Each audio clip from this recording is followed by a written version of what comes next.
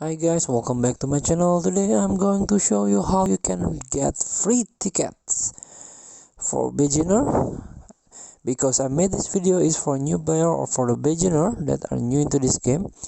You can get free ticket, and this week you can get weekend summon ticket Dragon Ball Z Dokkan battle. So for example, let's tap the menu button.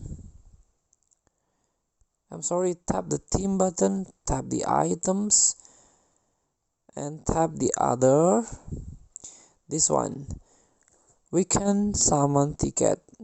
Currently I own 3 ticket, and the item effect, you can read it. A summon ticket for weekend summon, 1 ticket is required to perform 1 summon in the weekend summon. So it is the only weekend. There are banner that you can gacha or summon, so you can get this ticket every day.